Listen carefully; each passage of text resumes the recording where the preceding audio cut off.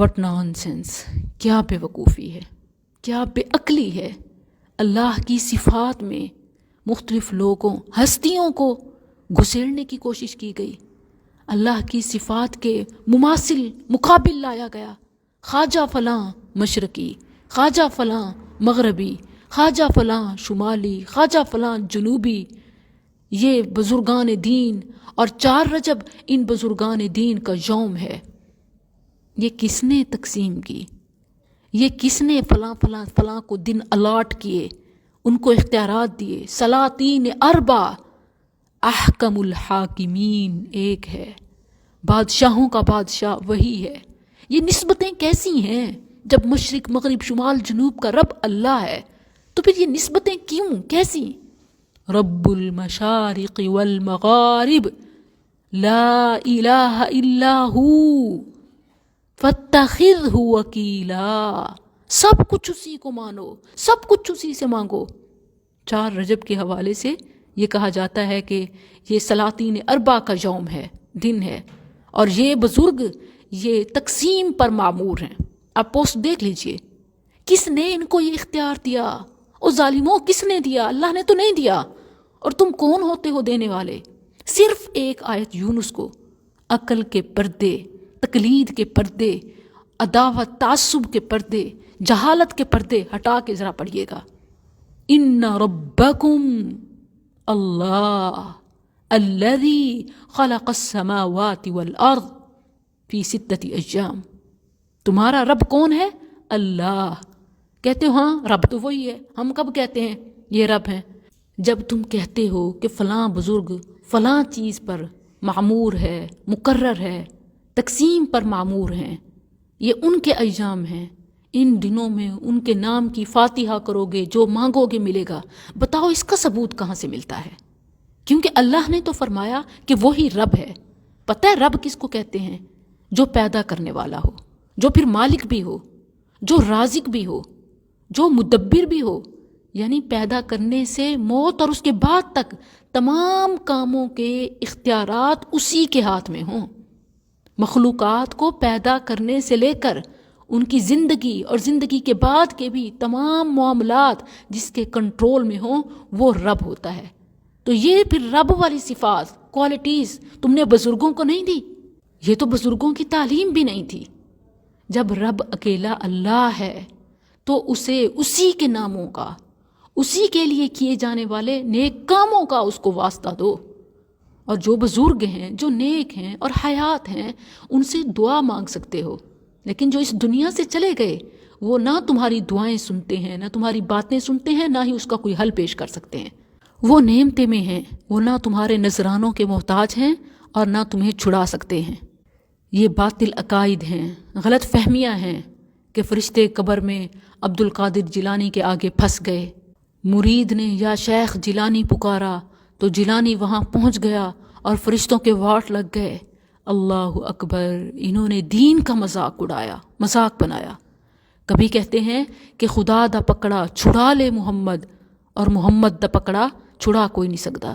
العیاذ باللہ، صحیح حدیث ہے، ابن ماجہ کا حوالہ ہے، نبی صلی اللہ علیہ وسلم خوش ہو رہے ہوں گے کہ میری امت کے لوگ آ رہے ہیں، ظاہری علامات امتیوں والی ہوں گی، نیکوکاروں نمازیوں والی ہوں گی، اعضائے وضو روشن چمک رہے ہوں گے، غرم محجلین من آثار الوضو، مگر وہ سلب کر لیے جائیں گے۔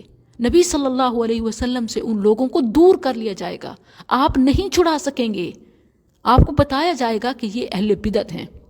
رجب کا مہینہ اللہ کا مہینہ، تمام مہینے اللہ کے مہینے اور ایام ہیں، کوئی بزرگوں کا دن، مہینہ اور سال نہیں ہے۔ اس مہینے کے ساتھ بھی وہ ظلم کیا گیا کہ جو شریعت میں کام نہیں وہ اس کے ساتھ جوڑ دیے گئے۔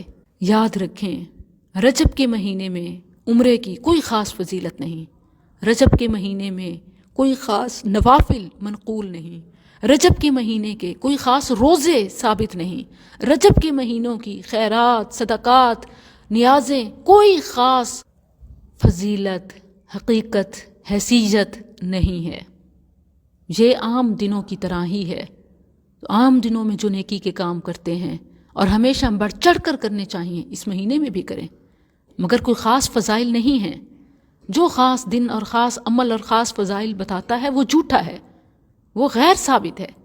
دن سارے اللہ کے، عبادات ساری اسی کی، اختیار سارے اسی کے پاس ہیں۔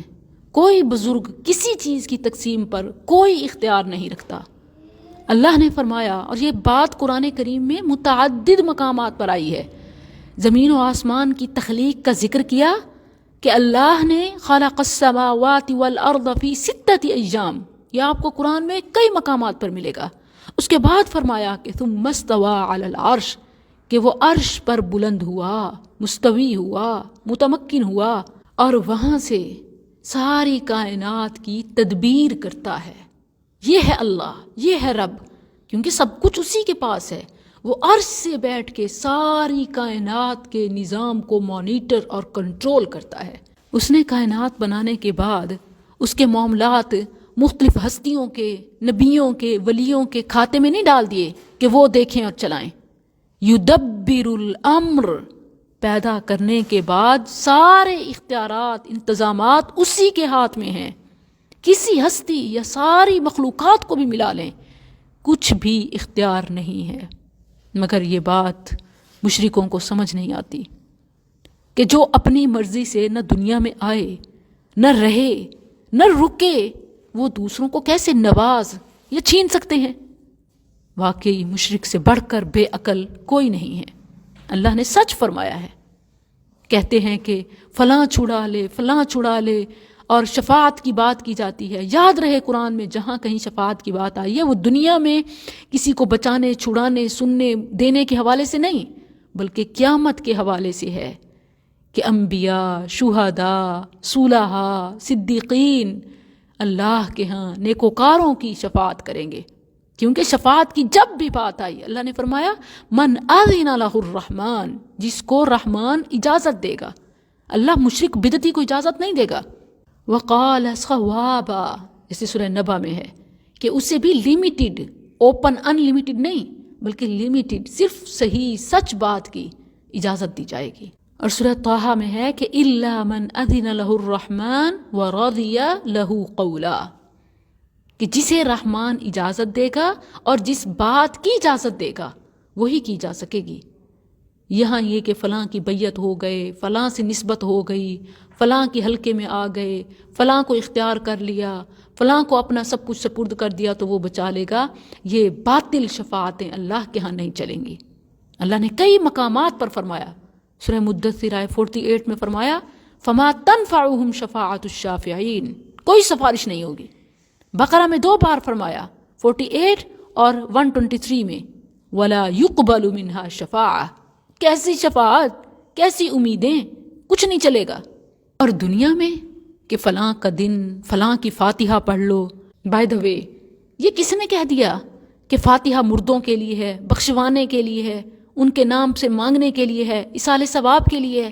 میں آپ کو بتاؤں، صحیح مسلم 1877 کے حوالے سے، فاتحہ الشفا ہے، الرقیہ ہے، النور ہے، نبی صلی اللہ علیہ وسلم کو ملنے والا خاص تحفہ ہے، وہ دعا ہے جو مانگے قبول ہوتی ہے، فاتحۃ الکتاب ہے، آغاز قرآن، دنیا آخرت کے حقائق کے انکشاف کا سرچشمہ، السبع المثانی، جس کے بغیر نہ نماز ہے نہ دعا ہے، مگر یہ سب زندوں کے لیے ہے، مردوں کے لیے نہیں ہے۔ بدقسمتی سے ہم نے اسے صرف ایصال ثواب کے لیے یا مردوں کو یا فوت شدگان کو یا ولیوں کو بخشنے کے نام پر، فاتحہ کے نام پر، فاتحہ خوانی آئے تو یہ مردوں کا ہی ذہن میں آ جاتا ہے، فوت شدگان، نیک ہستیاں۔ اللہ کے بندو، یہ تو زندوں، نیکوکاروں کے لیے ہے۔ فاتحہ کے بے شمار فضائل ہیں، مگر زندوں کے لیے، ہدی للناس ہدی للمتقین، نہ کہ جو اس دنیا سے چلے گئے۔